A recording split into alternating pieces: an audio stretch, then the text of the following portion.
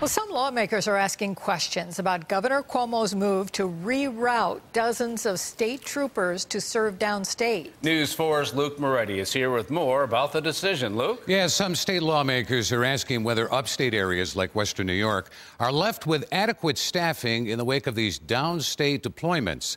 State Senator Patrick Gallivan, a former state police captain and Erie County sheriff, tells News 4 that he has some concerns. The issues raised in this story, I think, are valid issues and valid concerns. State Senator Patrick Gallivan is referring to this New York Times report about state troopers being deployed from upstate regions to beef up presence in New York City. They go there, and they're paid travel. They're paid an incredible amount of overtime.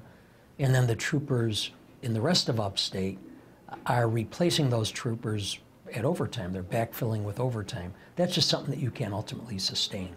Last month, Hudson Valley Republican State Senator Terrence Murphy, worried about pulling troopers from upstate, requested information from the state police about staffing levels. With an annual attrition rate of more than 200 members and a scheduled state police academy class of fewer than 150 individuals, we are greatly concerned that the newly announced deployments will require the reassignment of troopers from upstate.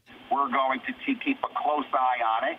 And if we need to enter more people into the academy, such as from next January to June, so be it. That we will keep a very, very close eye on it. According to the Times report, close to 200 troopers were assigned to New York City, and that global terror threats had forced the state police to expand its presence in the city. I have a concern about the areas that we live in and the rest of the areas that depend on the state police. My concern is that that the citizens are properly served. Now, in response, Bo Duffy, Director of Public Information for the State Police, released this statement to News 4, quote, "To be clear, our priority is the safety and security of all New Yorkers, and as such, these deployments are supported by $41 million in dedicated funding and have not impacted service in any other region in the state." He says troopers have been deployed to protect vital state-owned assets in New York City, in addition to helping implement cashless tolling. Luke Moretti, News 4.